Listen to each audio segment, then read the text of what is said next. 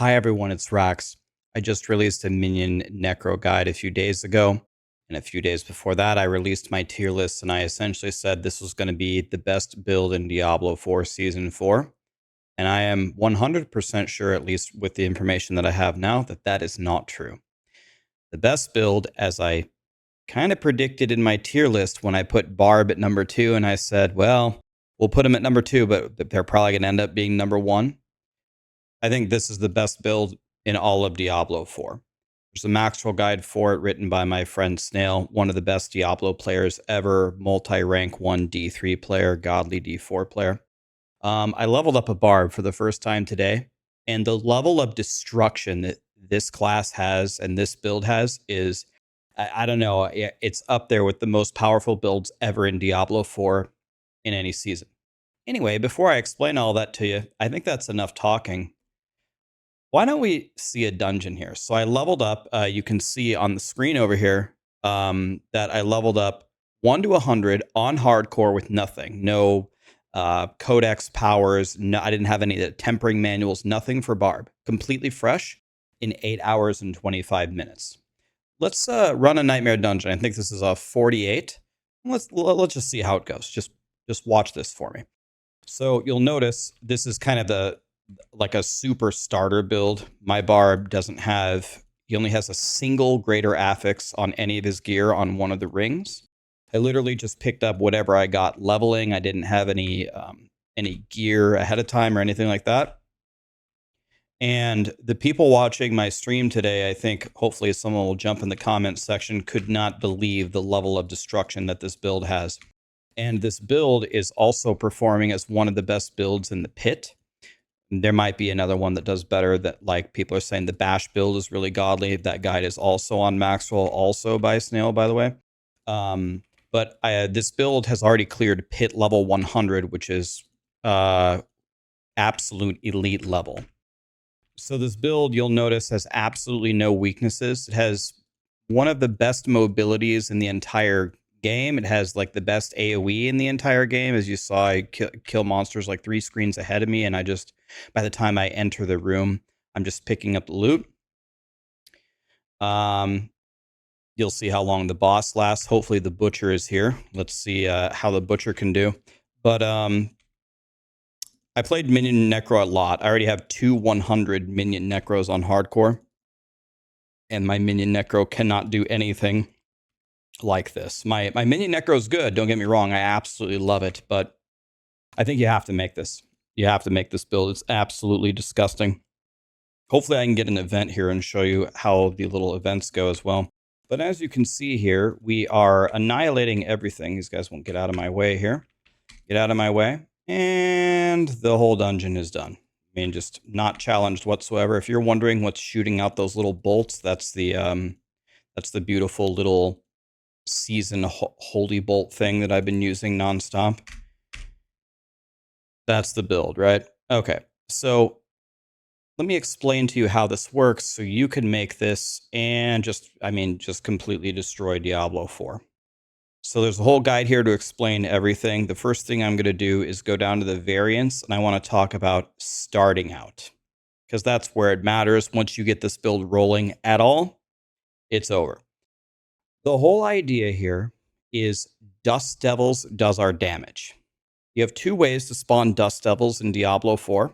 You can spawn it with Whirlwind, or you can spawn it with Double Swing. Both are good. You can do whatever you want. I think Double Swing is just better. First of all, Double Swing is a lot better on bosses, which is maybe the only kind of weakness of the build, but the build annihilates bosses as well. It doesn't really have any weaknesses. I feel like Double Swing gives you a lot more control, and it scales better. But if you want to play it with Whirlwind, you can, and go ahead. But that's the first question. Do I play it with Double Swing or Whirlwind? I would advise that you play it with Double Swing. So there are 3 Dust Devil legendary powers in the game. There is one where your shouts generate Dust Devils. So then the first question would be, well, why don't you have 1,000,000 shouts here? You can do that. You can just load up with shouts, and you can do it that way. In fact, there is a variant here if you would like to do that. That's one way to do it. So you can load up on the shouts or just have a few of them. And then casting double swing creates dust devils. That's another way. And then there's another way where after you generate fury, it generates more dust devils. Okay, so there's 3 ways that we can spawn dust devils all the time. So one new thing in Diablo 4 is tempering. And when we temper something, there are specific legendary manuals that will buff your dust devils. Let's go back into Diablo 4. Let's go to the blacksmith and let's look at it. So if we go here and we want to temper our gear, okay, and we go to weapons, you want the sandstorm augments. So what you can get here is dust devil damage or chance to spawn dust devils twice or dust devil size. All of them are good. The one thing to understand is the dust devil size, I believe, is capped at 100%. So don't get more than 100%, but if you get close to 100%, then you're doing well. And one of the powers down here says you get 1% increased damage for 1% increased size. So it is optimal to try to get your dust devils to plus 100%. That's the magic number, but we don't want to go over, kind of like The Price is Right, rip Bob Barker, right? Okay, so we want 100 size. All the rest of them are good. Double chance for dust devils or dust devil damage. And then for the other one, the main one that you usually want to go for is damage to close, because we're going to go up and we're going to double swing. And if they're right next to us, they're going to get fried. Again, close is the better option. You might say, well, the dust devils are flying everywhere, killing everything in the room. Remember, the only thing that might slow us down a little bit, tiny bit, is the boss. So if you pick close everywhere, then the boss gets fried and everything else is going to get AoE fried all the time anyway. So for tempering, those are the important things to think about.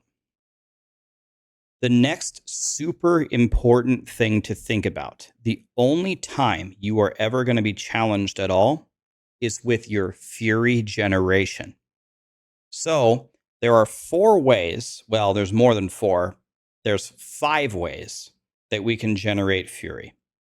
One way is just from our skills, just from spamming our shouts and our Call of the Ancients and our charge, or if we have a generator, or if we have a leap. There's a couple different ways to do it. In fact, as you see the variants go through, you can see that the skills are going to be changing a little bit. There's definitely some flexibility here. But one way to generate it is from our skills. Another way to generate it is from ring powers. So as the starter build, killing an enemy with a core skill refunds the base cost. That's a resource thing. Your shout skills generate primary resource per second is a resource thing. That's another way. That's 2. 2 more ways are fury per second. So one of them is on chest and the other one is on boots. So, and then what was the final way? I don't know. I had some 5th way. I can't remember. Whatever. You can tell that we're doing this video live. But the idea is you want to put focus on your fury generation everywhere. So look for these fury per second rolls. Look for these resource powers. Take skills and passives in Paragon, anywhere you can get it with fury generation. And then later on, you can worry about min-maxing and trying to make this final endgame setup where you're actually destroying everything. Let's take, I guess, a quick look through the skill tree. I was just going to say that the skill tree is pretty obvious, but maybe it's not so obvious. So let's just talk about it for a second. So Snail here in the starter thing takes Bash, but if you read the guide, he says, so Bash is very good, for example, has a lot of synergy with Double Swing. I wouldn't take this if I were you. If I were you, I'd take Lunging Strike. And the reason is very simple. I'm just all about mobility. I was never struggling with damage. Even in the starter version, I obliterated the entire game. Nothing could touch me. I killed the Butcher in 2 seconds. No chance. Da-da-da-da-da. Lunging Strike gives you yet another way to fly forward, as if we didn't already have 300 ways to do it. I'll take every way that I possibly can, and I'll take everything. I'll take the cap movement speed. I'll take whatever. And then the critical strikes grant you berserking, and berserking is absolutely incredible for this build. So I think lunging strike for me is just strictly better. So I'd move this to lunging strike, and he has in the guide you can do that instead if you want. Obviously, we take double swing because we want berserking. Rallying Cry is godly. It's going to give you movement speed, resource generation, unstoppable. Rallying Cry is like in every single build ever, so that's not surprising. Life and damage reduction, pretty obvious. He takes Warcry in this build. I didn't do that. I took 2 gap closers. I took Charge and I took Leap. I'll do anything that I can to close the gap. Close the gap. I've got the damage. Even on my shitty ass Barb, my Barb annihilates everything. So I don't think I need the Warcry. But remember, the Warcry is also, it's not just offense in terms of the cry itself, it's also offense in terms of the legendary power. So you're going to get a lot more output here, but how many Dust Devils do we really need until we get super high in the pit? I love that he took this, the increased movement speed, damage reduction while berserking, fury generation is increased. Okay, Pit Fighter is more damage. This is pretty standard. Counter offensive is going to keep you alive, and it's going to give you when you have Fortify over your life, you're going to get increased damage.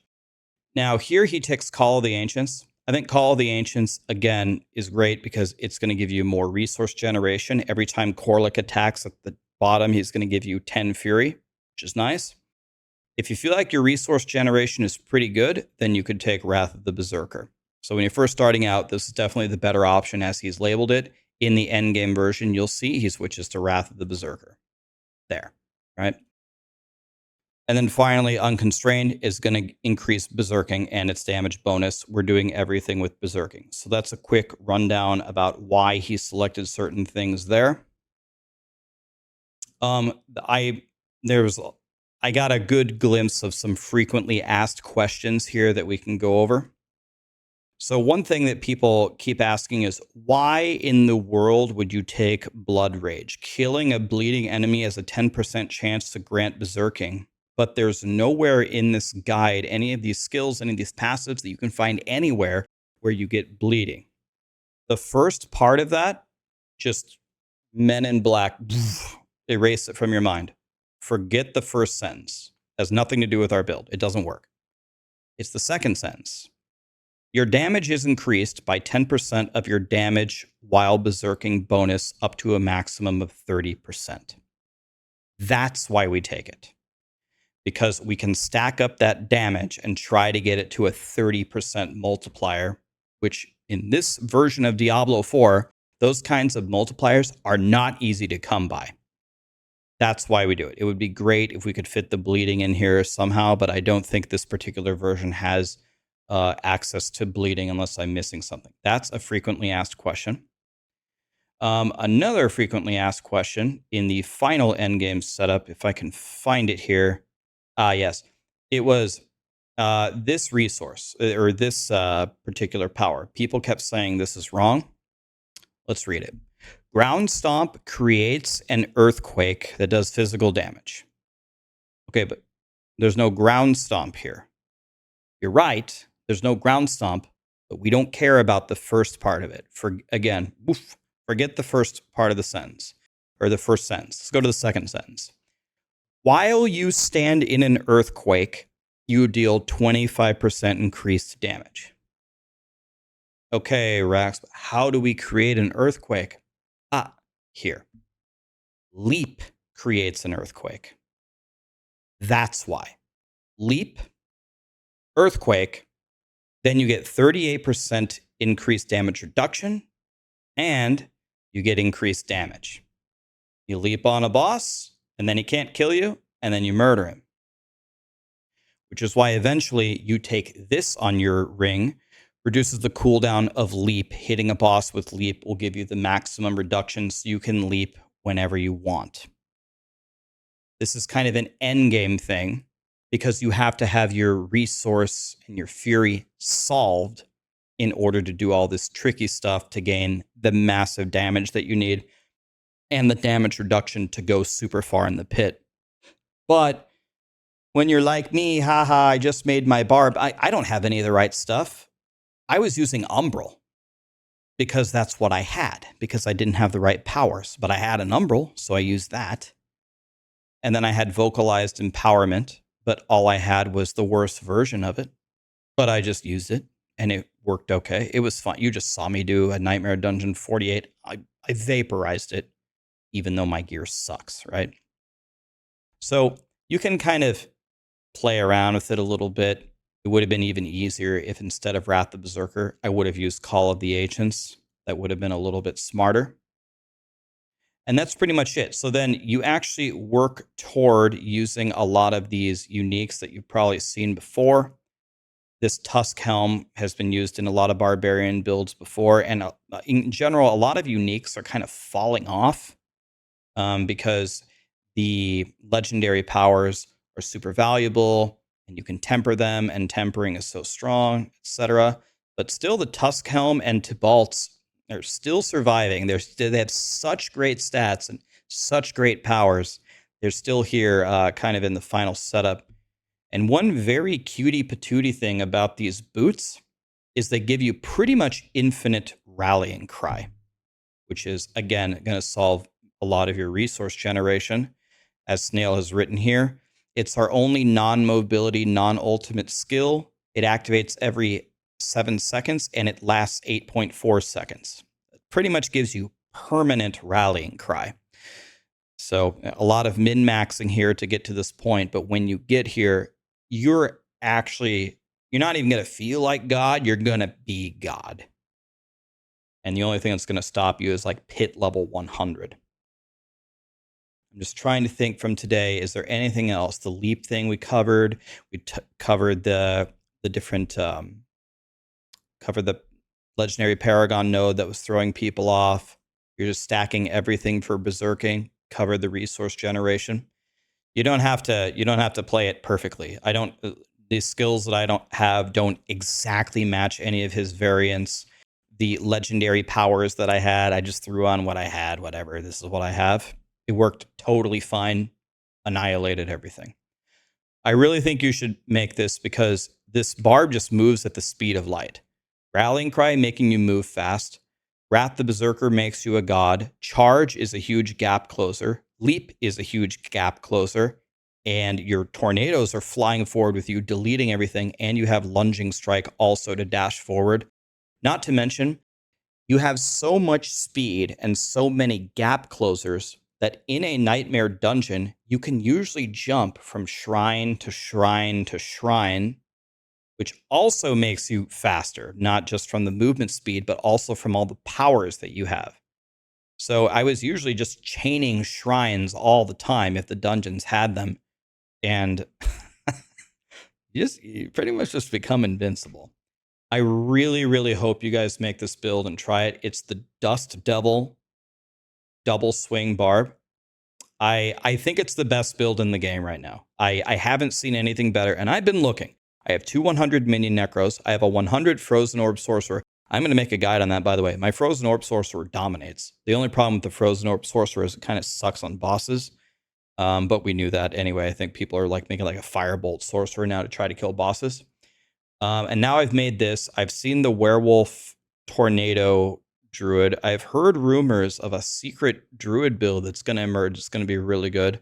We may have to cover that next. And the Rogues are doing really well as well. I think someone on Rogue just cleared pit level 100. So Rogues are up there as well. But I don't think anything can touch this build. Too much speed, too much power, too much unstoppable, too much berserking. You've got to try it. Anyway, thanks for watching, guys. Many more build guides are coming. I will make a Frozen Orb guide. I'm going to make a very, very quick, very short, updated leveling guide. I've leveled 4 100 so far. I've learned some things, some critical things that will help you guys level a lot faster, especially if you want to level an alt. And I don't know. It's just feeling really good to play Diablo lately, and I hope you guys are enjoying it too. Thank you.